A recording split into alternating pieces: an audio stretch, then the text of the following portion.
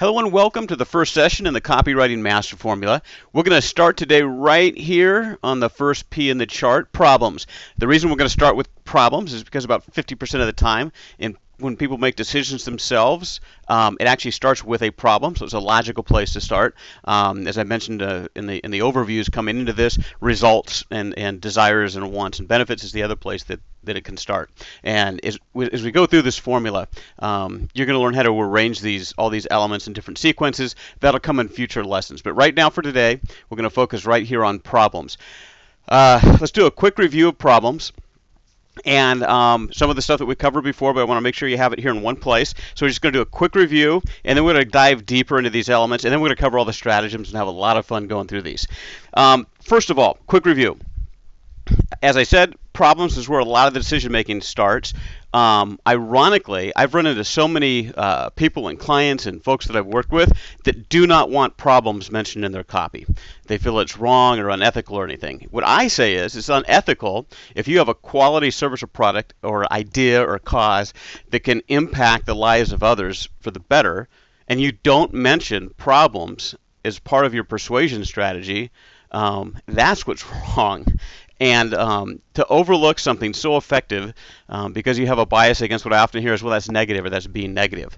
But the fact is, this is the way people come to making decisions. So you have to understand all of the ways that they ponder and consider and use problems to motivate themselves to action.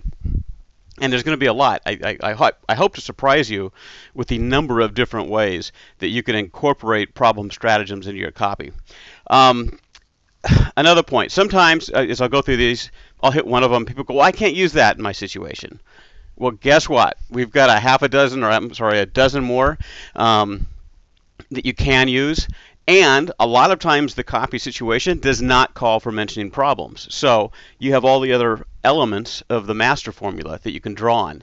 So if one particular one doesn't fit with the exact thing you're using the copy for right now, that's okay. There's a lot of other ones that we'll cover, and then there's a whole lot of other elements that we'll cover that you can use. So you still need to be aware of these and how they work as we go through this. I'm working on a project right now on how to breakthroughs happen in business and such. I'm interviewing a lot of Inc. 500 fast growth CEOs. One gentleman sold his business for $100 million. I'm telling you, 50% of the time they came to their breakthrough, that what preceded their breakthrough was a problem or frustration or challenge that they got hit with. And it was in trying to overcome that they uncovered the breakthrough. So problems are critical, not just in your copy, but in business and in life, and especially if you start consulting with clients. You're going to have to know how to deal with them and use them to motivate. Some great copywriters use problems extensively. Some don't. It's pretty fascinating. Maybe later in another lesson we'll go over it when we start getting into sequences. You'll start to see that certain copywriters follow a very similar structure where they don't use all the elements, but they use some of the elements consistently. And some of them use problems consistently. Others use causes to problems consistently. Others are benefit copywriters. They really don't delve into problems and things. So it's pretty fascinating to see how different copywriters have worked these elements into their style and how you can work them into your style as well and kind of up your game in these different areas. So let's get into them.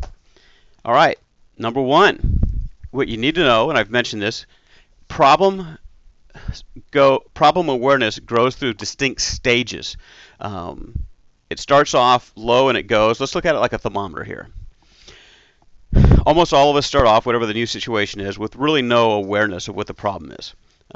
Our life's happy. They call it homeostasis, where everything's perfect. Everything's perfectly warm.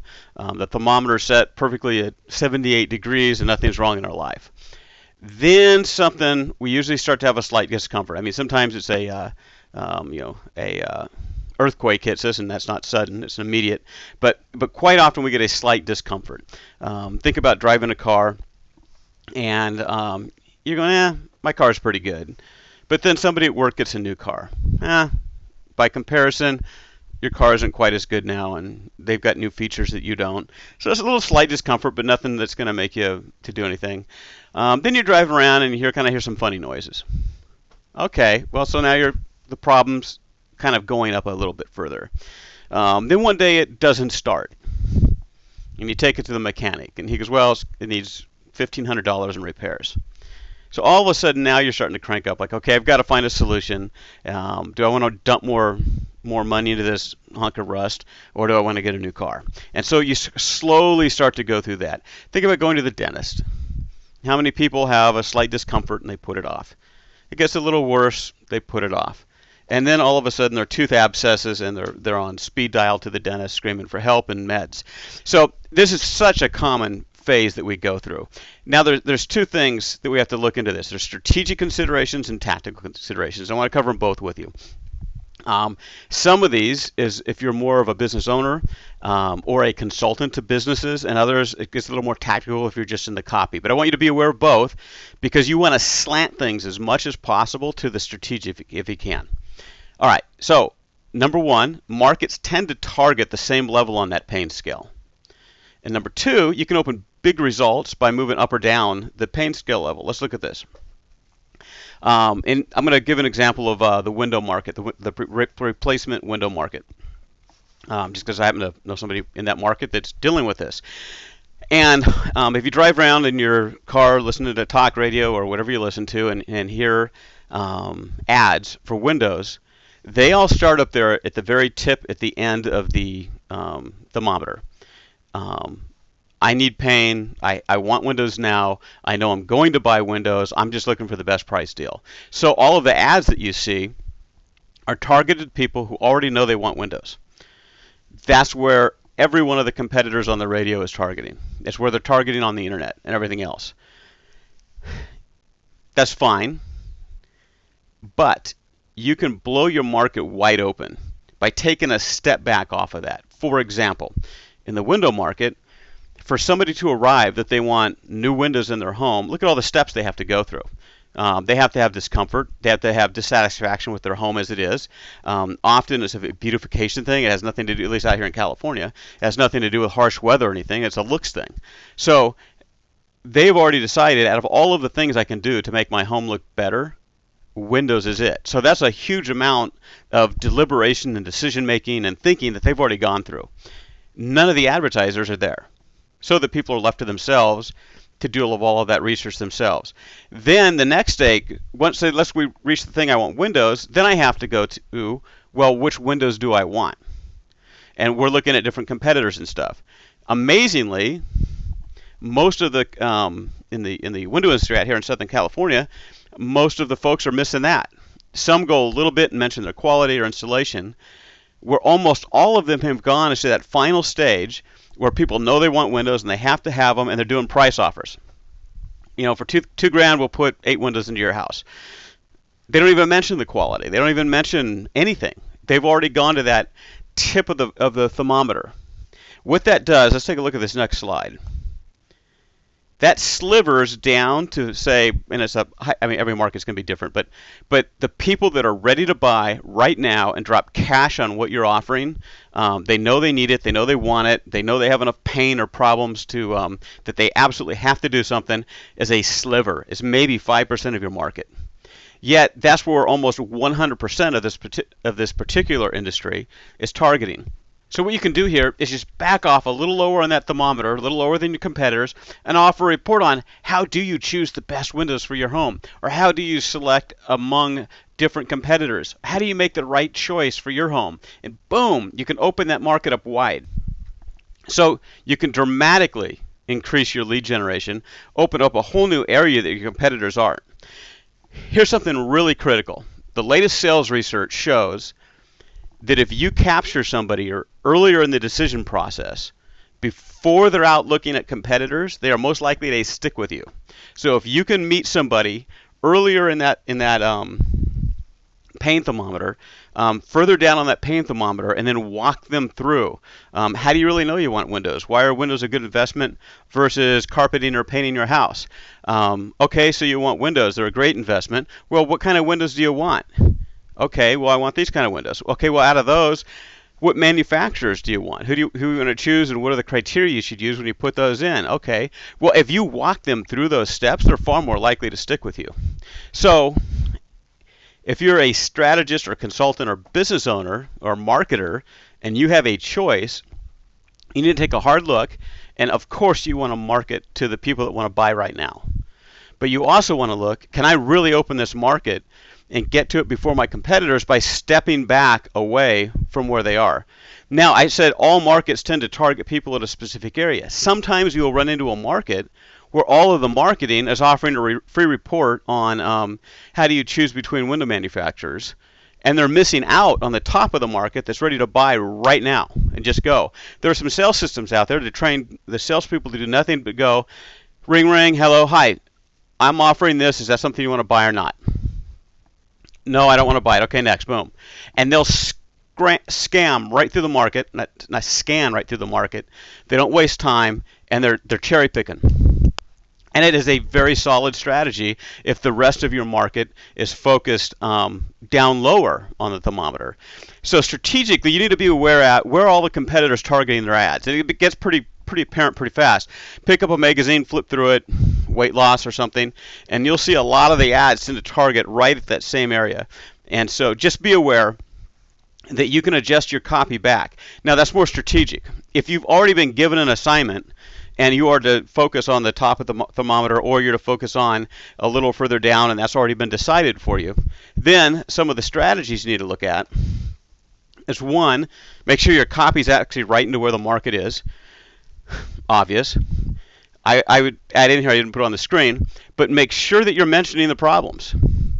Mention those problems. Take the chance to build them up, but then use the language your market uses to describe the problem of frustration. In one of the earlier sessions, I mentioned the importance of languaging, and the session on name calling. And I mentioned working with schools with a learning disabled program. And it was being marketed as a program for the kids with learning disabilities. Well, that language didn't resonate with the problem. They're private schools, and they're going, we don't deal with kids with learning disabilities, because they were thinking extreme problems. But when we changed that and used the language they actually used, which is struggling student, boom, their mind went off and got like, oh, teacher so-and-so came to me, and she's got 3 kids that are struggling in her classroom. Johnny's parents came to me, and he's struggling. And that's the word they used, was struggling. So using that right language is just critical. 2 obvious places, if you want to zero in on the language of the market, is Amazon. Go to look at the top-selling books on whatever the subject you're dealing with is. Go into the comments. Those comment sections are just ripe. I mean, it would cost you hundreds of thousands of dollars to do research and develop that much research in the language of the prospects without Amazon. So it's just a wonderful tool. And the other one are forums that deal around the problems or challenges or products that you have, and really look for that problem language. And that's going to help you zero in on that. Again, that's pretty common advice. I just want to make sure that you do it, because that'll really help you zero in there on the right language. All right. Next thing you need to know, there are 3 levers that drive problem intensity. Lever number 1 is the size of the problem. We tend to act faster on big problems. I mentioned an earthquake. That's a pretty big problem. I'm going to need to do something to repair my house immediately. If the problem's small, like, I've got a little filling in my tooth, it's not going to be, I don't need to go to the dentist yet. So what you need to do is work on the size of the problem in the mind of the prospect. And a lot of the techniques or stratagems coming up will do that. And in the next session on implications, we're going to learn how to make the problem even bigger. But just be aware that out of all the stuff we talk about, it's leveraging one of these 3 levers. The next is the immediacy of the problem. Is this something I have to do something about right now, or is it something I can put off? That's a major consideration in how intense a problem is. And the third is the probability that the problem is going to happen. We'll use a silly example of a meteor. All right, so someone can come up and say a meteor is going to hit your house. Is that a big problem? Yeah, pretty much. If a meteor hits your house, you got a big problem. Is it immediate? Yeah, well, especially if they go, in the next 10 minutes, your house could be hit by a meteor. Okay, so we got a big immediate problem. Why aren't any of us running around outside of, getting out of the house? Well, it's the probability. The odds of a meteor dropping in on your house right now are pretty slim. So think about this in motivating employees. If you don't show up to work, we're going to have a talk. Is that a big problem? It's a concern. It's not a big problem. If you don't show up to work, you're going to be fired. Okay, but now we've got a bigger problem. What if the next time you don't show up to work, you're going to be fired? So now both the size of the problem and the immediacy of the problem is bigger. Now, what about the probability? What if you just saw the boss fire someone the week before? All right, so now we have a big problem. It's immediate and it's a highly probable it's going to happen. It's more likely to change behavior as it goes on. So those three levels, just keep them in mind. Those same three levers will affect your benefits and stuff, and we'll talk about that in the session on that when we get to it. But these three levers are gonna be working all up through the stratagems that we get going. All right, problem stratagems. Let's get into it. Number one, you don't measure up. This is a great one.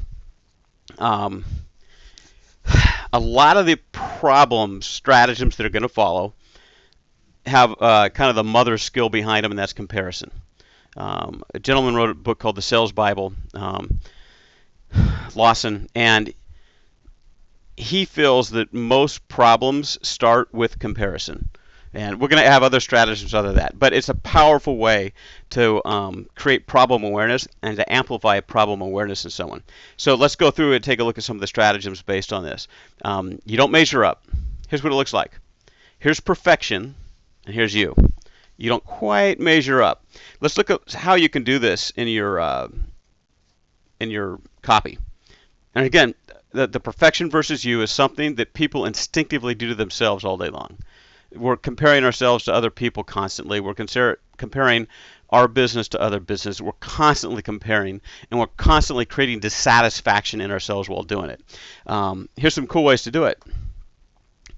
This is called a radar diagram. I have seen this used both, in MBA analysis of a business. I've seen it used in network marketing, multi-level presentations. I've seen it used in personal development seminars. And here's how it works. Each of those spokes, say, is a level from 1 to 5 or 1 to 4, as the case may be. And around each of those, let's say you put family life, health, recreation, knowledge and continued study, and business and career. Then you draw a line on a 1 to 5 between all of those points on how you stack up. And often they'll do this in a seminar, and they'll have everybody get the pieces of paper and do it. And it instantly takes people that felt perfectly fine about their lives when they walked in, and then they fill that in and they realize, oh crud, I've got a wobbly will. I don't have the perfect life.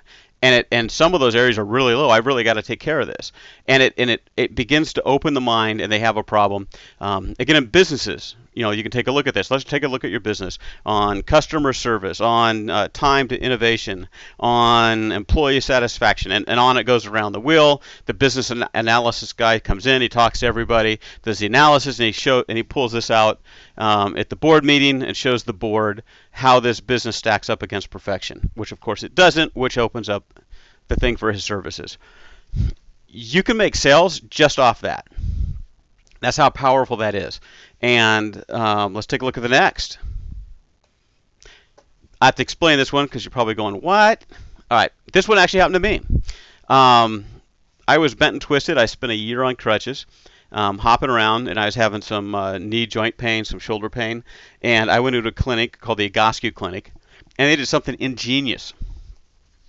They hang a plumb line, and if you don't know what that is, it's a heavy weight on the end of a string, and you hang it from the ceiling, and that's perfectly true. So whenever you hang a weight from a ceiling, it is 100% true. It's a plumb line.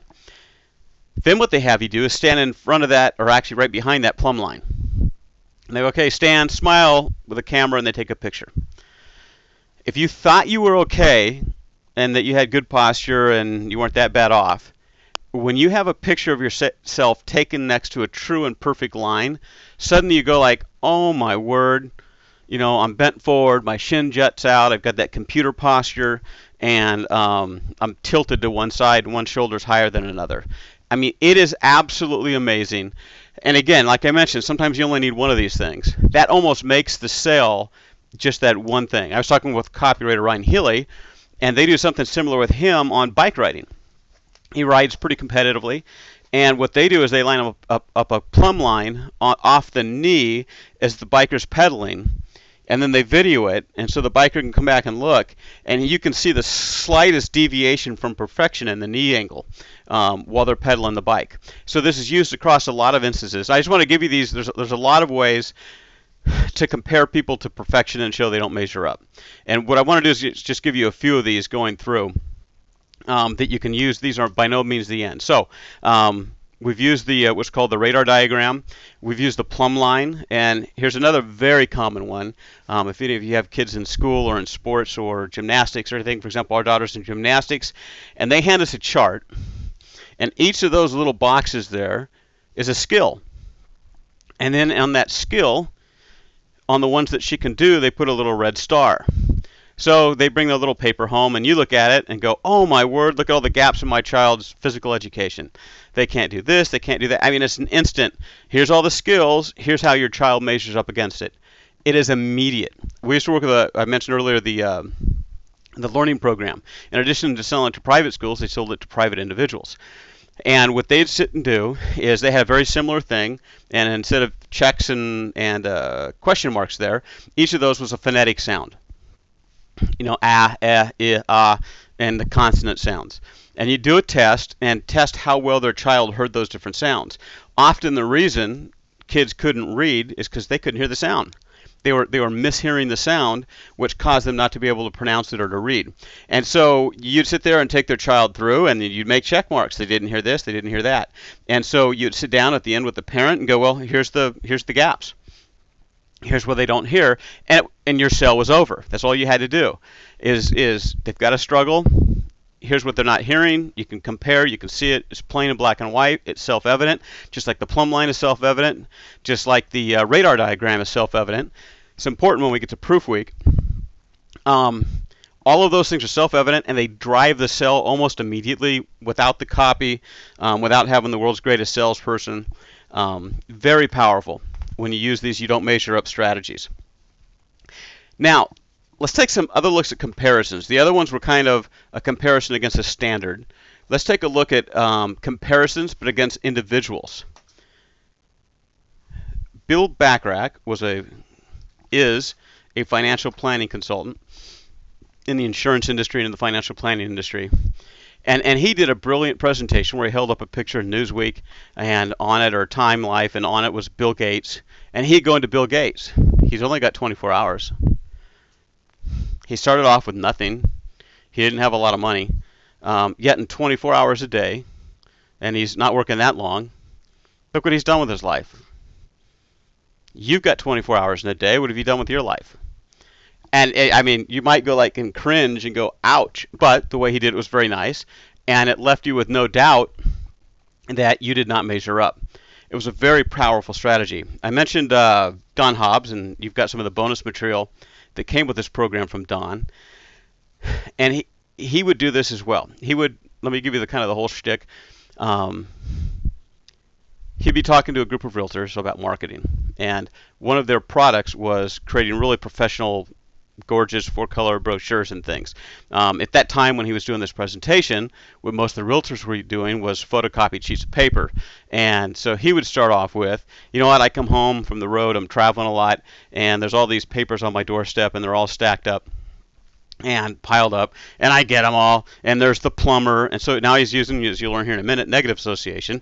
There's the plumber, and there's the lawn care guy, and there's this, and then there's these realtor flyers, and he holds them up from a distance to the audience, goes, can you tell a difference between any of these? Some use goldenrod, and some use blue paper, and some use white paper, but he goes, they all look the same. And like everybody's like, oh yeah, that's what we do. That's what they all look like. Then he holds up this gorgeous 4-color brochure. And he goes, this is, we'll call the guy John Smith. This is John Smith's brochure. And he goes, and here's what it says. And it has a picture of John Smith on the top of Mount Everest, for real, top of Mount Everest, ice in the beard, the goggles, the hat over him, and he's standing up there, big smile on his face at the top of Everest. And it goes, when John Smith said he'd be a high school wrestling champion, he did it. When John Smith said he'd get his MBA, he did it. When John Smith said he would climb Mount Everest, he did it. And when John Smith says he'll sell your home, he'll do it. And then he'd hold up that 4-color brochure in one hand, and he'd hold up all of the flyers in the other hand. And he'd go, if you're a consumer, which would you choose? And then he'd, turn the screw a little tighter and go, boy, I bet a lot of you are glad he's not in your neighborhood, huh?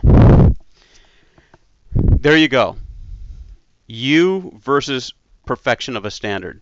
It's a very, very powerful method. Let's take a look at number next here. Negative comparisons. So all the comparisons we just did were against perfection, whether it's a rule or a standard, or against another person that happens to be just a little better than us. So let's take a look. Negative comparisons. Very common one, old versus new. That was the old way, this is the new way. You know what? That may have worked in the 1970s. Let's take sales skills. Copywriting skills. You know what? You might have been able to write copy like that in the 1970s, but this is the year 2000, or we're in the 2000s. You can't write like that. Look at everything that's happened. The internet. Look at the quantity of advertising messages a day that people get. They've gone from 1,000 to tens of thousands of messages a day. Look at the emails they're bombarded with. Look at all the sales pitches they've heard. Look at all the explosion of cable channels and things. And you think that copy that worked in the 70s using those arguments is going to work against today's sophisticated people? Not a chance. So boom, compare what they're doing to the old. There's different. Look at number 3 there. The fundamental core of this is take a current behavior, like say their copywriting or their sales skills or whatever it is that they're doing that you can help them with do better, and compare that to something that's old in the past. Again, it's very common. You'll see it all through literature. You'll see it in copy. Very effective strategy. One of my favorites coming up here: labeling and name calling. Now, I believe I covered this one in the introductory session. Going to do it again here real quickly just so you have all the information in one place. Name calling, especially naming the problem, is so effective. And the classic example, the epitome of it, was when Listerine came up with the word halitosis. Up until then, believe it or not, people weren't that concerned with bad breath. So the guy in charge of marketing Listerine is trying to come up with an angle. Nobody's buying his product. He's trying to expand his market. He goes with the researchers. Anyway, they come up with this word halitosis for bad breath.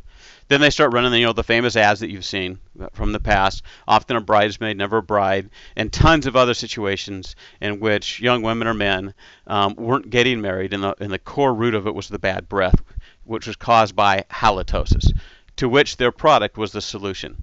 So the word halitosis did not exist in the public mind until Listerine came along. But once they took that problem and named it, people were like, oh, my word, that's the reason. So it's something interesting. It's like we have problems and we struggle with them, but we're not that aware of them. But when somebody comes out and puts a label on it, it crystallizes it in our mind and in the mind of the public. BO, body odor. Again, early 1900s. People were not that concerned with their body odor. It's kind of funny. They are now. So that didn't even exist. And the term BO, as we use it today, did not exist. Along comes Lifebuoy soap. And they label it body odor or BO. Are you suffering from BO? And is that what's keeping the attractive women away from you? And instantly, they blew the market wide open, and Lifebuoy soap had its launch with body odor. And then what I love is Scope comes along decades later and uses the exact same strategy on Listerine when they came out and said medicine breath. and it showed people about to kiss and like, ooh, yuck, medicine breath. And they went and Listerine, which was just wonderful. And on how they do it. So if you can name a product, and I mentioned earlier the struggling students, and naming that problem, it is so effective of a strategy. And also, again, it intercepts people earlier in the process. You can flank your competitors with this, and it really opens up markets and copywriting opportunities. So pretty much now I look for all sorts of ways to call stuff names and name a problem. If it's just a generic problem, give it a specific name and go with it. Wrong associations is another type of comparison. Losers in the lounge. I mentioned earlier the fellow that came up with that he thinks that one of the roots of dissatisfaction in humans is comparison, and in comparison to others. And he, of course, used it on salespeople. He'd go around and work with furniture stores and talk to their salespeople. And the first thing he'd do is set up the losers in the lounge. You know, that salesperson that sits waiting for a lead to walk in. He never tries to up his game. He never does that. So by labeling the losers, what does everybody do? They go, oh, I don't want to be a loser. I don't want to be a loser in the lounge when they go through it. So he is associating them with losers. The donut brigade, I love this one. In the real estate and mortgage market, mortgage guys classically bring realtors donuts because they want the realtors deals, and they use donuts.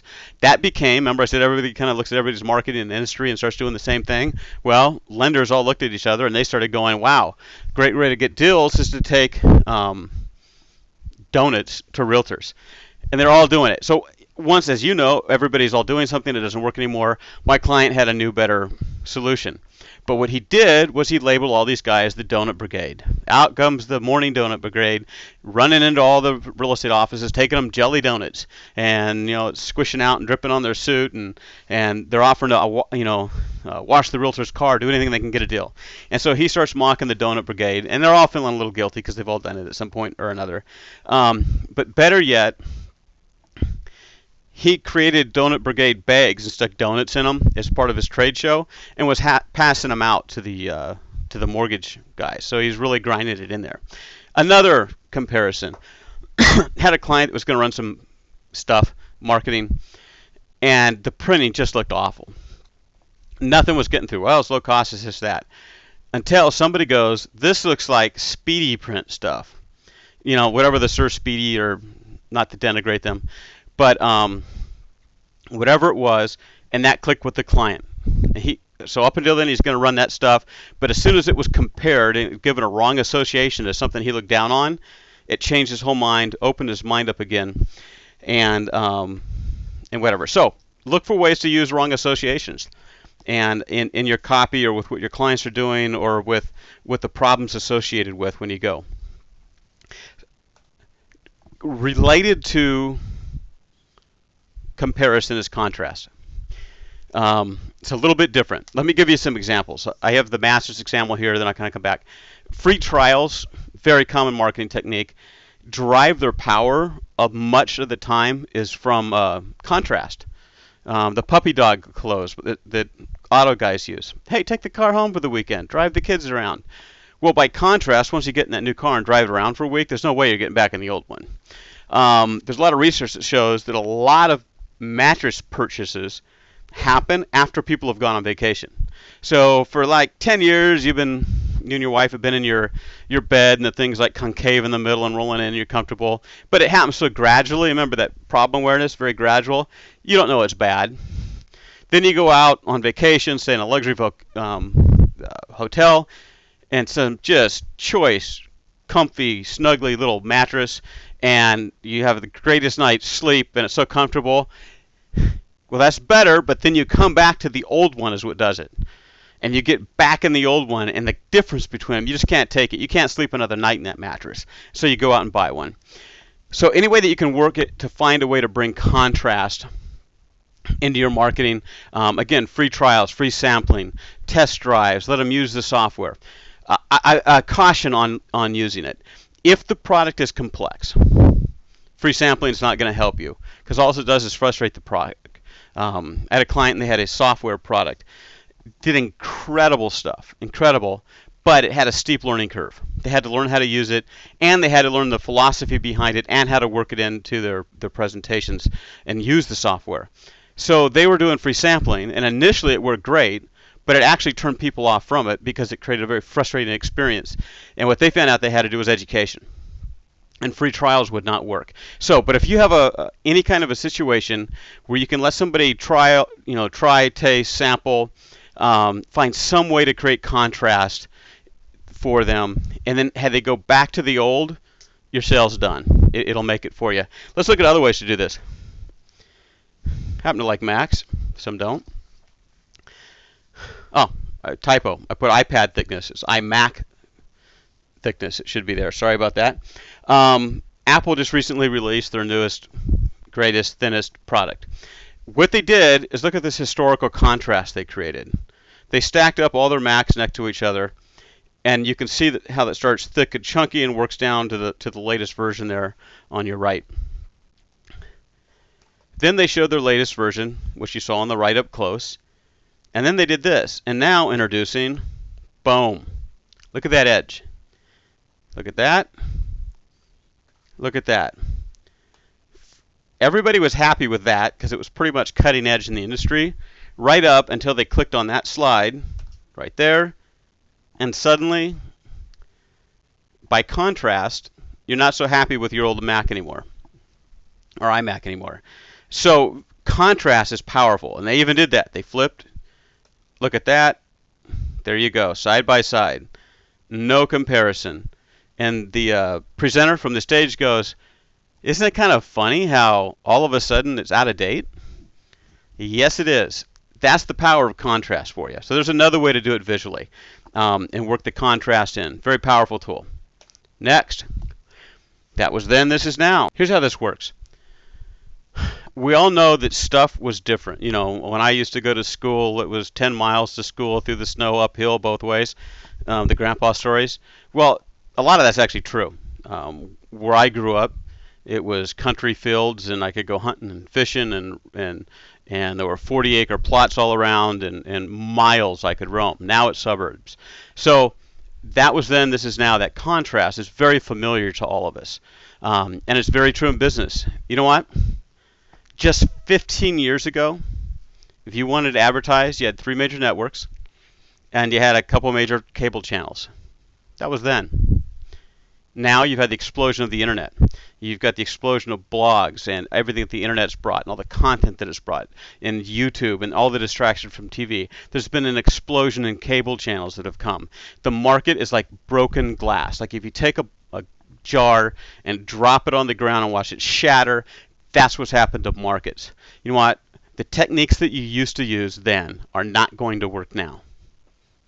That's a sense of how that would work, that argument. That was then, this is now. You can use that in 100 ways.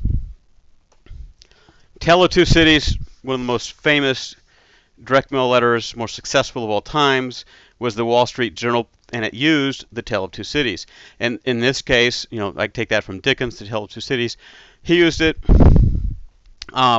Wall Street Journal worked it into 2 people. You know, if there's 2 guys, they're both working, and they both get into management. One eventually becomes the CEO, and one is still stuck as a mid-level manager. Why? And then the difference, well, they read the Wall Street Journal. That letter ran forever. It's a testament to the power of the Tale of Two Cities. A variation on this, one of my clients used successfully, because I want to tell you about 2 guys. And he described the first one.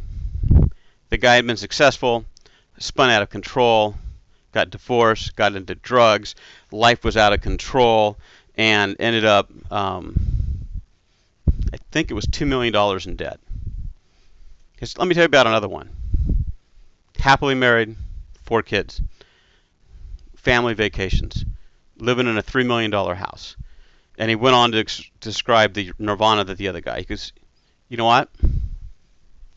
Both of those guys was me. Let me tell you, and he went into the differences. Here's what changed my mindset. And he went through there. So that tale of 2 people as well as tale of 2 cities could work. The strategy matters. I wrote a book, Strategy Matters. In the intro, I told the true story called The $48 Million Difference.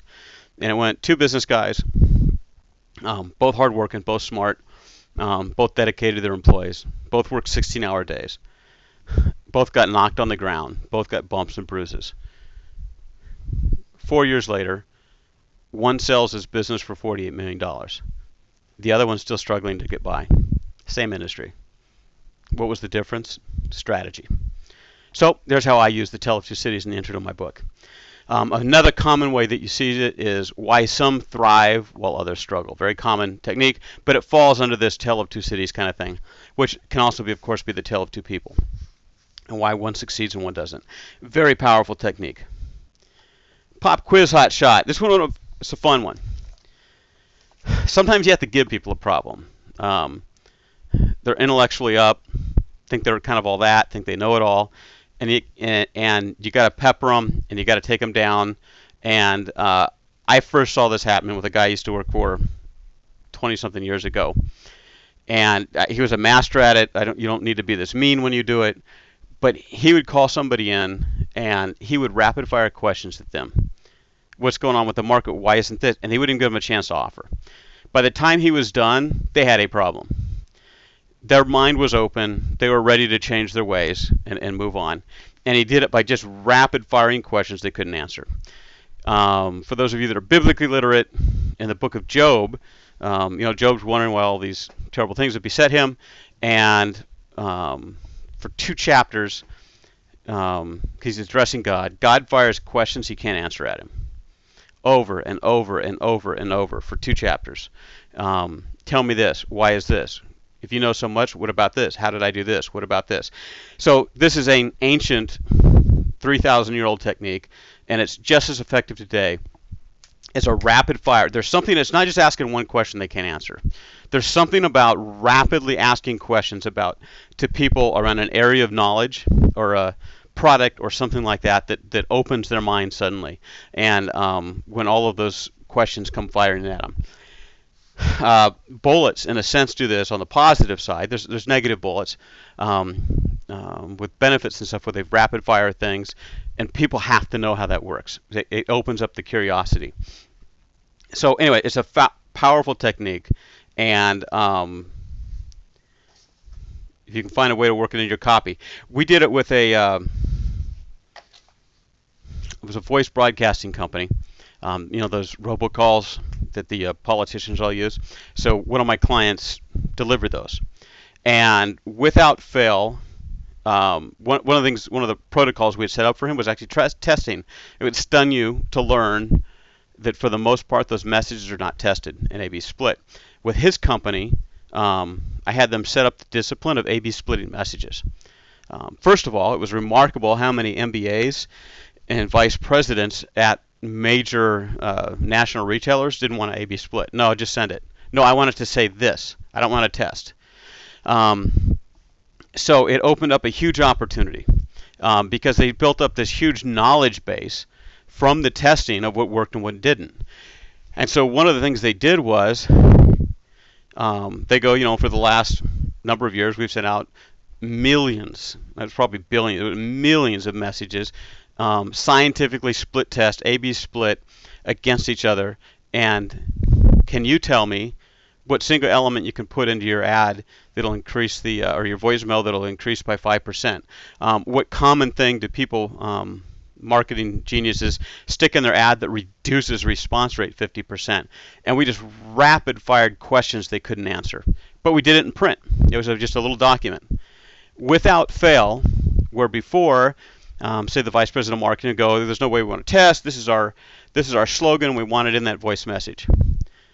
After they read that document, they're going, well, what are they? What is that? All of a sudden their minds open, and they were open to be receptive. And we come into the fact that often that their company slogans and their taglines would reduce response. The reason we hypothesize is that at the time you try and do a voice message as personal as you could. It was a newer medium back then. And when you put a tagline, do friends talk to each other? And then at the end go, buy sharp, buy smart, buy S-smart. No, that's not how we talk to each other. And so by putting those elements in, it was reducing response.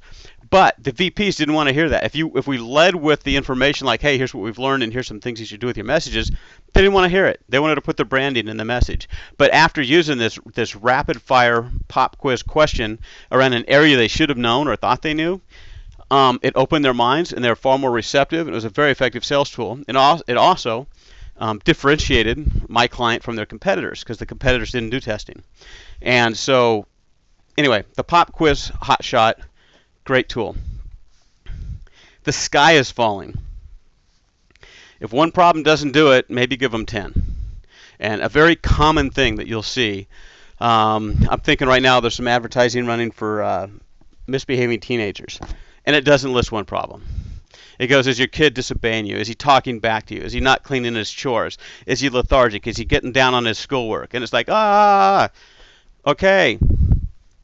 Again, just like the pop quiz where you're questioning them real fast about an area they should probably know something about and don't, it makes them realize like, oh crud, I need to learn something here. The sky is falling, takes a small problem, and just stacks problem on problem on problem. Remember the intensity thing? One of the ways we'll learn is through implications. Another way to intensify a problem is to give them a lot of problems around a certain issue. So rapid firing those things is very effective. I knew a guy, he used to go into real estate offices to do a presentation.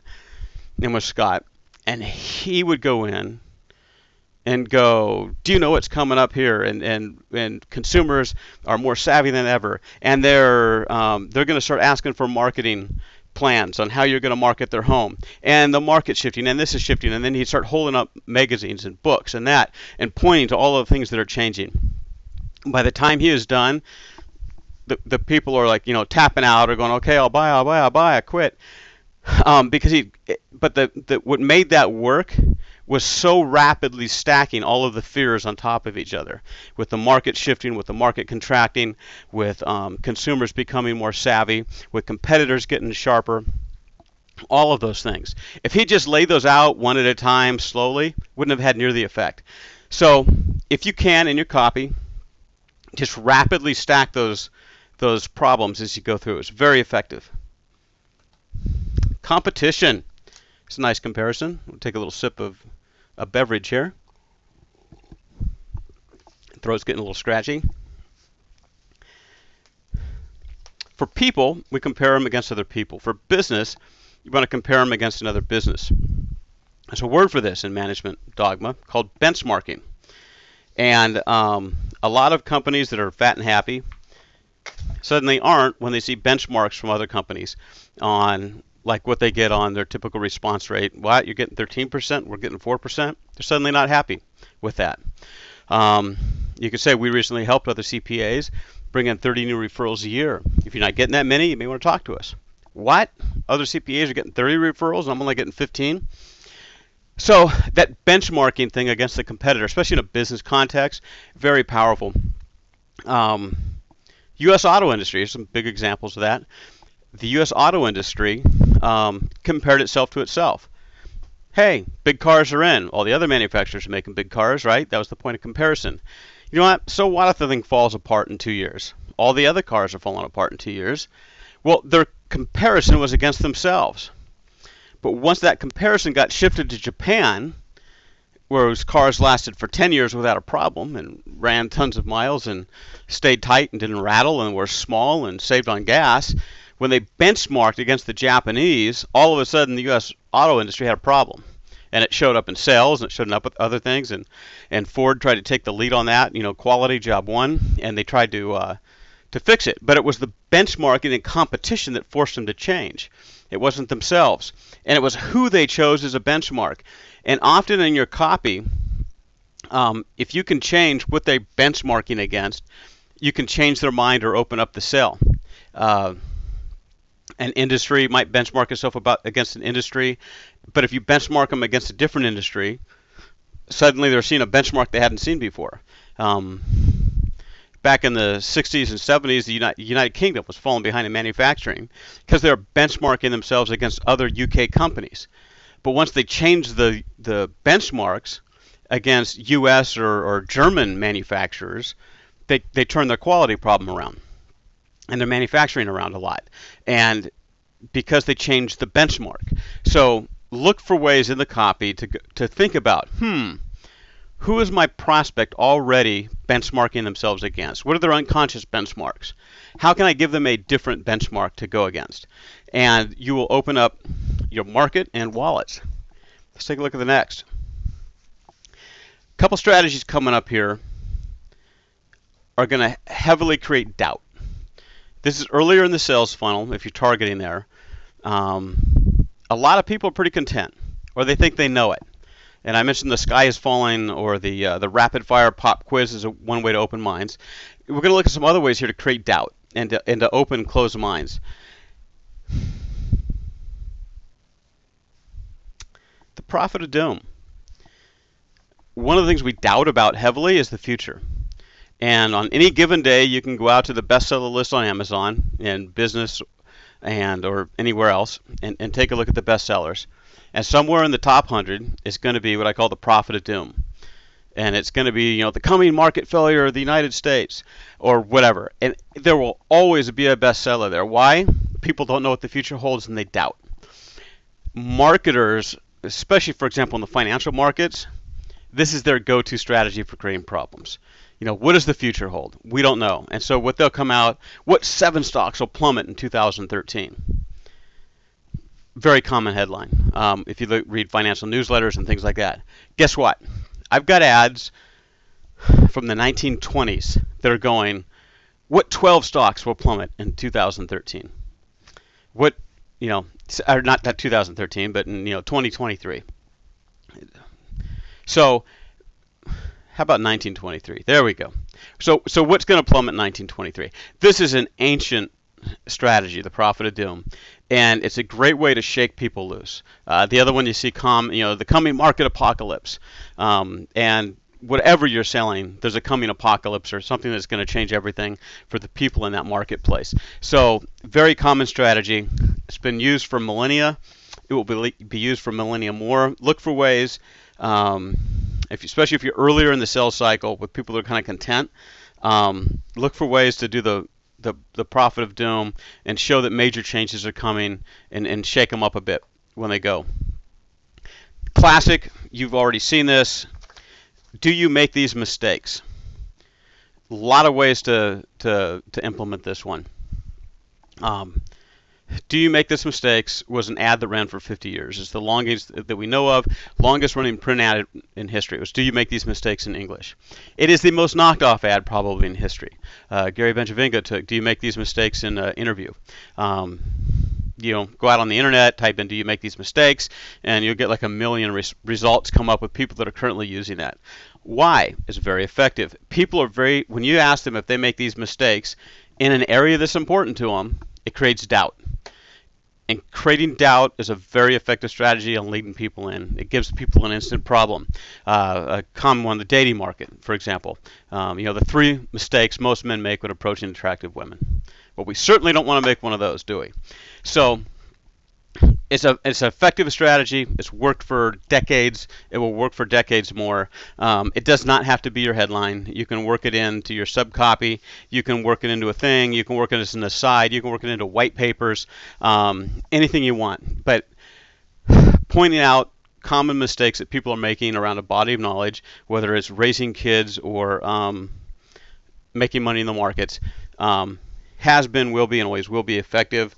And it's because it creates doubt about what they're doing. Nobody wants to be making mistakes. They don't want the social embarrassment of making mistakes. They don't want to be embarrassed when they found out they could have made 10 times the money that they did. So it's a very effective strategy to open the mind, close the sale. Another one, a variation on that, is there may be a critical gap in your blank. I stumbled on this one. I'd read something from the early 80s. It was a book on strategy, and in it he mentioned profit gaps. Kind of stuck with me for 15, 20 years.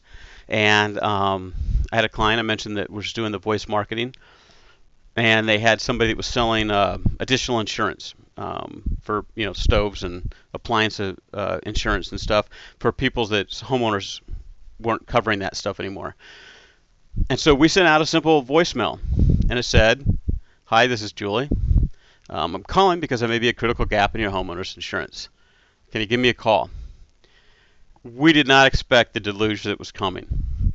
When you tell people there might be a gap in their homeowner's insurance, it was a flood of stuff that came in. It was insanely successful. It was cold. These were not warm lists. This was cold, and I gave you about the essential of the thing. So if you tell somebody that there may be a critical gap in something that's important to them, and you do it with authority, the results are going to be astronomical. I've used this for internet companies. There might be a critical gap in your SEO that's costing you blank. That was before SEO got flooded. There might be a critical gap in your land pages that's costing you millions. On and on and on. If you know what's important to people and tell them there might be a critical gap and you do it with authority, you can do it as a headline, you can do it as the theme of a piece, you can do it again as a white paper, a lot of ways to integrate this in your marketing. But that phrase, critical gap, giving it to you as a moneymaker, it creates doubt in people's minds, and it works like crazy. Another fun one, another one that kind of creates good doubt. Take an area that's important to people. There are 3 ways to make money in the stock market. 2 don't work, 1 does. Huh? What is it? I have to know. So you're tapping both curiosity, but you're also creating doubt again. Well, what is it? Why don't I know it? They have to verify what it is. Again, I used X because this can work not just in financial markets, but any market you can possibly think of. 3 do X, 1 works, 2 don't. It's a great strategy to create doubt. Next major area that works across industries is find what they love and threaten it. Sounds mean, it is, and it's insanely effective. Where you take people that don't have a problem, again, we're talking about opening up markets and stuff, and you give them one instantly, and they want to hear what you have to say, what your solution is.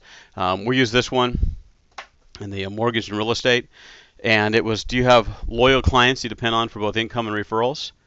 Here's how I'm teaching your competitors to take them away from you. So we used that for one of the trainers, and it was crazy effective. It sounds harsh, so again, you can tone these down.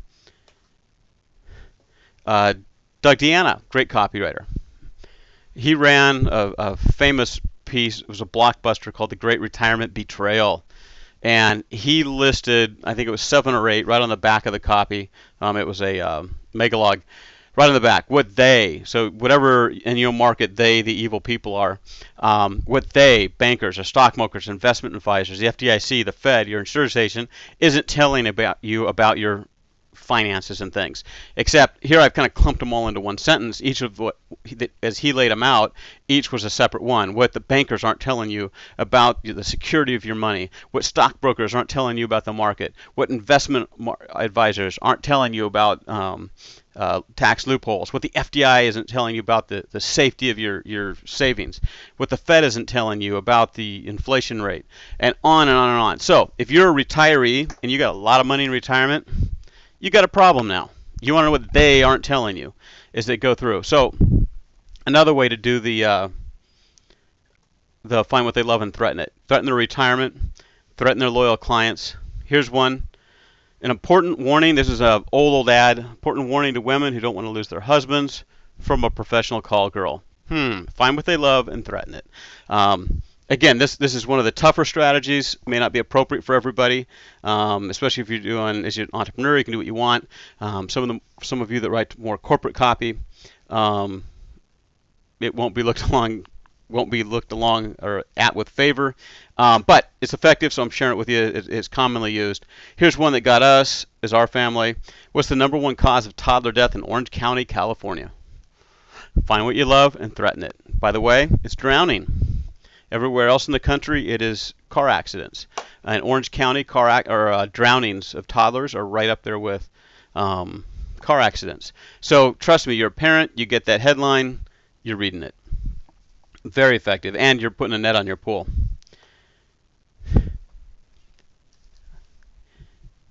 Values, beliefs, and behavior violations. So value violations. I put there hypocrites and guilt. So this strategy is used a lot. And in Cialdini's book on influence, he talks about commitment consistency. So this kind of ties in there. This strategy leverages off that, or it's ways that you can use that. And what you do is you find areas that people are acting consistent, and then show them there's an area that is inconsistent with that behavior. And the best way here is by examples. You use reusable, recyclable shopping bags. You recycle, and yet you're driving an SUV. Boom. You're a hypocrite, and you should feel guilty. That is why commitment consistency is so effective in Cialdini's book, as I've kind of researched and uncovered it. So you'll hear this on the radio, all sorts of ads that do this type of thing. Another variation you'll hear, you feed your child the healthiest foods. You make sure the house is safe and poisons are out of reach. But have you thought about the poison that's going into their minds via popular TV shows? So again, you're showing where they are consistent with their values. You find what they are. You have to know your prospects to do this. With a business owner, you work 16-hour days. You take care of your employees, but you're not even taking an hour a month to think about your business strategy. So you find where they're doing things that would support the end goal they want, and then show them the gap or the one they're not. Instant problem. You instantly have their attention when they go through that. Thus endeth the session on problems and all the different stratagems for problems. That is a lot. As I said earlier, some rules of thumb here. You might only need to use one or none. If you have a market that is in screaming pain already, for example, I'm going to take an extreme case here. You have somebody that's dying from cancer. And sadly, many of us know people that are doing that. You don't come in and use problems. You're going to lead with promise or hope or something else, or go to causes. You're not going to come in and try and make the problem worse and grind it, and what's going to happen when your family dies, and isn't the pain terrible, and the suffering, and tell me about the suffering. That is not the way you approach a market in pain, especially emotional pain like that. It is the way you might want to approach a market that is not in pain or that needs to move forward. But the goal here isn't to see how much pain you can put somebody in. The goal is to move them up the pain awareness thermometer, up that scale, and begin to move them to action so that you can lead into your other arguments and your benefits and your things like that, the happier side of selling. So it isn't to be a sadist. It isn't to make people feel as much pain as possible. Sometimes I'll teach this, and you'll see people go overboard. I had one client, a private client. We went through these. He incorporated 10 of these stratagems into his presentation. 10. And it's like, oh my word! So he spent close to 40 minutes going over, here's the radar diagram of your life and the different spokes on your life and where you don't measure up. You know what? That was then, and this is now. You used to be able to do this, and now you can't do that. Then he'd go into another one, and another one, and another one, and another one, and you're like 40 minutes into the presentation, and it was like, hey, you know what? Overkill. You may only need to use one. You might be able to use a couple of them and scatter them, like if you're doing a white paper or a longer piece or a more complex idea you're trying to sell. But watch out for the overkill on this. If you can use just one, you can use a plumb line or a standard, and suddenly they feel like, oh crud, I got to do something about that. You've done your job. Move on. Move them through the rest of the sales cycle. Something that's real effective is to soften them. Your psychologists use softening statements and stuff. You don't want to make the prospect wrong. Sandler Sales has the saying about keeping the prospect okay. And in your sales letters, it's salesmanship in print. You don't want to make the prospect wrong. Making the prospect wrong is not the way to do it. Now, we mentioned earlier about creating doubt. You may need to do that to open their mind to even get into the presentation. But as a general rule, you want to keep your prospects feeling okay. And a way to do that is to soften it. Go, you know what? As a business owner, you may have experienced where you're working your tail off, you're taking income cuts so that your employees can go without paying. But you may also realize that you aren't even taking an hour off once a month to spend on your own business and strategy and where you're going. Much softer way, but we still got the point across. So all of those techniques I taught you that you thought might have been harsh and evil, or that can never work, if you soften them, actually are very effective. What's even more effective is using a patsy. I mentioned in the back on the thing on objection handling, the sales trainer in real estate industry, Mike Ferry, would use a patsy. When objections were raised, he'd go, you know what? He'd be talking along, and then when he hits a point that he thinks people are going to object to, he goes, you know, I can hear somebody in the audience going, Mike, but that won't work for me. And he'd make fun of the guy, and he'd point at him on the stage. He'd set up a patsy. He wasn't doing it to the audience. So it's a very subtle thing, because it's like, oh man, what a harsh technique. But the way he did it softened it, and it made it palatable. Even more effectively is use yourself. Very effective. I mentioned earlier in the Tale of Two Cities, the guy that used the before him and the after him. It was extraordinarily powerful, and it kept his prospects okay because he did it to himself. But every one of the prospects could identify with it. So, you know, I used to know this loser that thought X, Y, Z, and then later, well, it was me. And so you're using the third-party people. You know what? I know some business guys, like the losers in the lounge is a great example. Everybody's going like, oh yeah, I know who the losers in the lounge are, but they're not going to identify with them. He used a third party. He didn't come out until the salespeople, you're all losers. So when you use these, again, you might use several. You may not use any, depending whether they're in the sales cycle. If they're in extreme pain, don't go grinding it harder. Move on. They've already moved into the sales cycle way, so meet them where they're at, not where you want them to be. Don't overkill it. Like I said, maybe using 3 is okay. Maybe using 10 might be too much as you go through. Now, you might want to brainstorm 10, but don't use them all. And then definitely soften them. Let them feel the frustration. You're trying to motivate them forward. Let them feel the frustration, but soften it. Keep them okay as you're moving them through this process. All right, next session, we're going to cover probably two sections on implications and, if there's time, causes. Both are related to problems, and we'll take another look at how this is and how guys open up markets and other ways to use the 3 levers of the size of the problem and the probability of the problem and the immediacy of the problem and how these things do that. Causes I really like because there's like nothing out there on them. People mention problems, but they don't go that in depth on all the stratagems to use problems. But with causes, they don't even talk about. And it's such a great way to build authority, to build ethos for your product, to educate at the same time you're motivating. It's just a wonderful tool. And a lot of the breakthrough advertising uses it. A lot of the breakthrough ads and the results come from finding new causes and stuff. So I can't wait to cover those stratagems with you. So review this as often as you need to. Get real familiar with these stratagems. As you study copy, look for these to pop out. You're going to start seeing them all over the place now that they've been shown to you and how often they're used. And this is going to really up your game, and I look forward to hearing the results this creates for you. Take care.